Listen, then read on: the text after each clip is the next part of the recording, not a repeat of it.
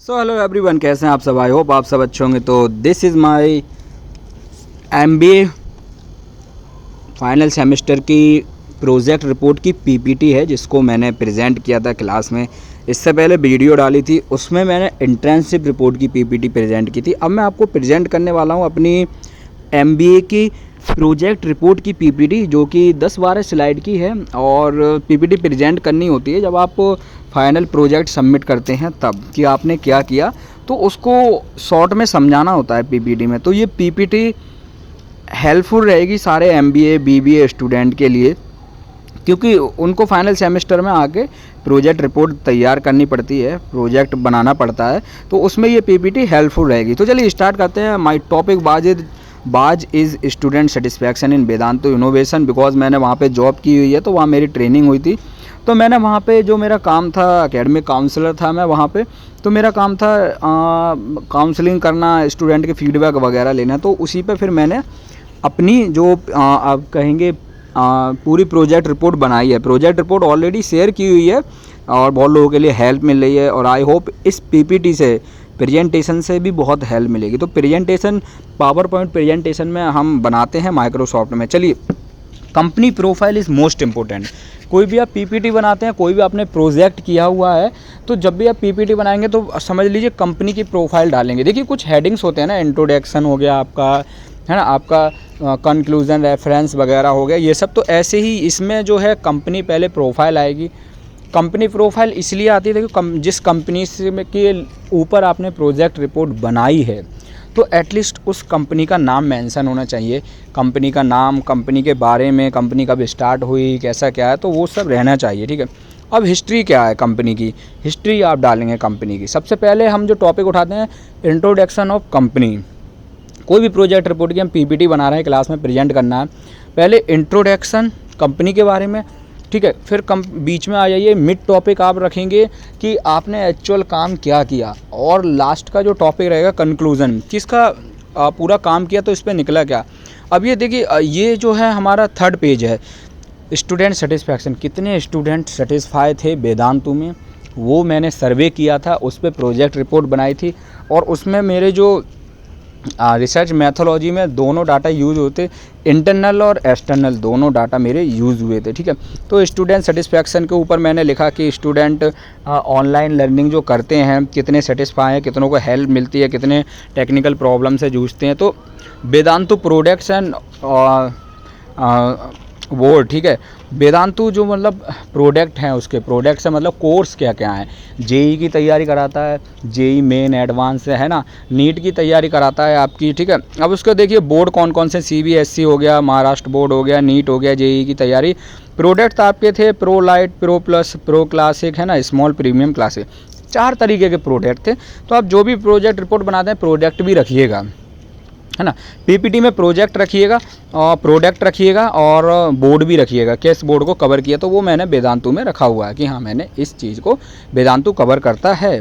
ठीक है। तो ये इंपॉर्टेंट रहने वाला है। अब इसके साथ साथ जब हम नेक्स्ट स्लाइड में मूव करते हैं, ठीक है, तो नेक्स्ट स्लाइड में हमारा जो नेक्स्ट टॉपिक हम लेने वाले हैं, वो बहुत हेल्पफुल रहने वाला है। और हमेशा याद रखिए, पीपीटी बनाते टाइम कंपनी के बारे में, कंपनी के प्रोडक्ट क्या है, कैसे काम करती है, चैन वगैरह, मार्केटिंग चैन, टर्नओवर, वैल्यू, सब क्या है, ठीक है, वो सब ऐड करना रहता है। बट पीपीटी को 10-12 पेज की बना के प्रेजेंट कीजिए। प्रोजेक्ट रिपोर्ट आपकी 70-80 पेज की हो सकती है, जिसमें कि आपका इंटरनल और एक्सटर्नल डाटा ऐड हो सकता है। अब नेक्स्ट देखिए, एक्सपेरिमेंट जो मैंने किया था स्टूडेंट सेटिस्फैक्शन पे, ठीक है। देखिए, स्टूडेंट सेटिस्फैक्शन सबसे पहले मैंने लिखा था एजुकेशन एंड टीचिंग, ठीक है, टेक्नोलॉजी, लाइब्रेरी, ठीक है, स्टूडेंट सपोर्ट, और यहाँ पे आपका फैकल्टी सर्विस, ठीक है। तो अब इसमें था formulate main question, formulate questioner, analysis report, ठीक है। अब फैकल्टी कितनी सपोर्टिव थी, कितनी नॉलेजबल थी फैकल्टी। टेक्निकल सपोर्ट कैसा रहता है, कभी कभी ऑनलाइन क्लासेस में मुझे पता चला स्टूडेंट से कि नेटवर्क इश्यू आ जाता है, तो बच्चों के टॉपिक कुछ छूट जाते हैं। कभी कभी कोई इश्यू आ रहा है और वो टेक्निकल टीम को कॉल करते हैं तो नहीं कनेक्ट हो पाता है, तो थोड़ा सेटिस्फैक्शन डाउन रहता है। बट ओवरऑल ऑनलाइन क्लासेस में मैंने देखा था, कोविड के टाइम पर मैं ये जॉब कर रहा था वेदांतु में, तभी मैंने कोविड के टाइम पे मेरा एमबीए चला था, एमबीए हुआ था, तो मैंने ये नोटिस किया कि ऑनलाइन एजुकेशन से बहुत लोग सेटिस्फाई भी हैं। फैमिली सेटिस्फाई है, बच्चों की पेरेंट्स सेटिस्फाई है कि हाँ ऑनलाइन बच्चा सीख तो रहा है, खाली नहीं बैठा हुआ है। तो मैंने देखा कि 90% बच्चे सेटिस्फाई थे ऑनलाइन, ठीक है।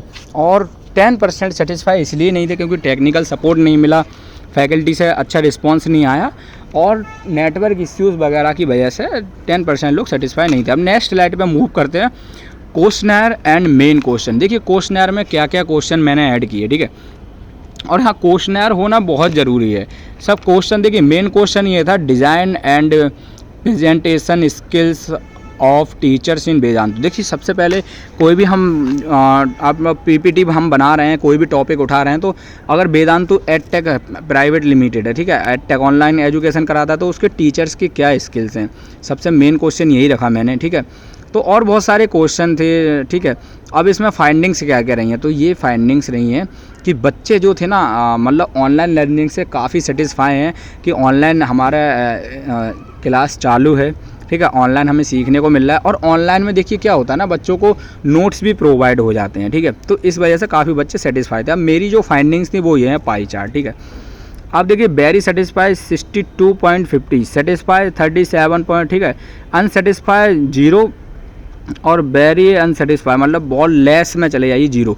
देखिए सेटिस्फाई एक नॉर्मल सेटिस्फाई 37 और 62 कह सकते हैं, सब अच्छा था। रिसर्च मैथोलॉजी मैंने जो यूज़ की थी, रिसर्च डिज़ाइन आप देख सकते हैं। डायरेक्ट थ्रू क्वेश्चनर, क्वेश्चन मैंने बनाए थे, शेयर किए थे अपनी फैमिली फ्रेंड्स को, वो आपको भी करना है। जब आप प्रोजेक्ट रिपोर्ट बनाते हैं ना, गूगल फॉर्म से क्वेश्चनर तैयार कीजिए और उनको शेयर कीजिए अपने फैमिली फ्रेंड में, वहाँ से रियल फीडबैक लीजिए। मैंने तो वो स्टूडेंट को डाटा शेयर किया था जो वेदांतु में थे, ठीक है। डाटा कलेक्शन मैंने किया था, आपका प्राइमरी और सेकेंडरी दोनों सोर्स से डाटा को कलेक्ट किया था मैंने। सैम्पल साइज 100 स्टूडेंट का रखा था, प्राइमरी डाटा लिया था और सेकेंडरी डाटा लिया था वेबसाइट से। प्राइमरी डाटा आपके क्वेश्चनर वगैरह होगा गूगल फॉर्म से उठाया था, ठीक है। और तो आपको ऐसे ही आपको डाटा उठाना है, ठीक है। अब लास्ट में कंक्लूजन क्या निकला कि जो एडटेक कंपनी होती हैं, ठीक है, जो एडटेक हमारे एजुकेशन सेक्टर है ऑनलाइन, जैसे वेदांतु हो गया, मैंने तो वेदांतु बनाई है, बायजूस हो गया, आपके अनअकैडमी वगैरह हो गया, तो मोस्टली स्टूडेंट सेटिस्फाई है, घर बैठे क्लासेस ले रहे हैं, कहीं उनको बाहर नहीं जाना, रूम रेंट भी बचता है और फालतू के खर्चे बचते हैं, घर पे बैठे बैठे स्टडी कर रहे हैं और उनको ऑनलाइन नोट्स वगैरह प्रोवाइड हो जाते हैं, कुछ भी क्वारी रहती है ऑनलाइन पूछ लेते हैं, ठीक है। और बहुत सारे ऐसे प्रीमियम कोर्स हैं जिनमें 1-to-1 क्लासेस होती है, तो और ज़्यादा बेनिफिट। तो ऑनलाइन स्टडी से मोस्टली स्टूडेंट सेटिस्फाई थे कोविड के टाइम में, आज भी सेटिस्फाई हैं। तो मेरी फाइनल प्रोजेक्ट रिपोर्ट जो बनी थी वो थी स्टूडेंट सेटिस्फैक्शन इन वेदांतु। सो यार लास्ट पीपीटी ये मैंने 11 पेज की बनाई थी, 12वें पेज पे थैंक यू। और हाँ, जिसको भी आप सबमिटेड बाय करते हैं, ठीक है, और आपको प्रेजेंट करना है, पूरा नॉलेज रखिएगा, क्योंकि जब क्रॉस क्वेश्चन करेंगे आपके क्लास के बच्चे तो वहाँ पे आप अटके ना। इस तरीके से पीपीटी बना लीजिए प्रेजेंट करने के लिए क्लास में, प्रोजेक्ट रिपोर्ट शेयर कर दी है उस तरीके से प्रोजेक्ट रिपोर्ट, ठीक है, टॉपिक ये रहता है। तो ओवरऑल ये थी मेरी प्रोजेक्ट रिपोर्ट एमबीए की फाइनल सेमेस्टर की, जो कि मैंने रियल काम किया था, मैंने रियल डाटा उठाया था कि कितने स्टूडेंट सेटिस्फाई हैं, जहाँ मैं जॉब कर रहा था वेदांतु में, वहाँ से। तो बहुत हेल्प मिली मेरे को इस चीज़ से, ठीक है। सो यार आपको भी आई होप इस वीडियो से बहुत हेल्प मिलने वाली, पीपीटी कैसे तैयार करें, क्या टॉपिक रह सकते हैं, ठीक है।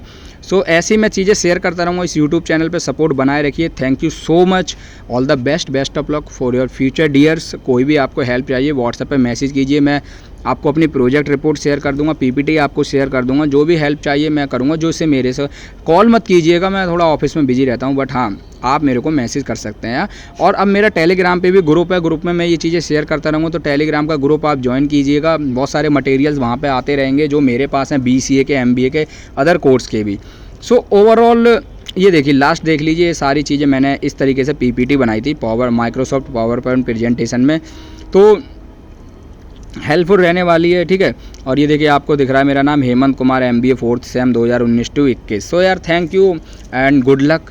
कोई सपोर्ट चाहिए, हेमंत हमेशा आपके लिए रेडी है। टेलीग्राम पे मैसेज कर दीजिए, आप मेरे ग्रुप में ऐड हो जाइए, वहाँ पे ऐसी रिपोर्टें शेयर करता रहूँगा, ठीक है। तो स्टूडेंट सेटिस्फैक्शन इन वेदांतु इनोवेशन, जहाँ मैंने जॉब की थी, अच्छा एक्सपीरियंस रहा, सारी चीज़ें अच्छी रहीं। Thank you so much all dears, और सपोर्ट ऐसे ही करते रहिए। थैंक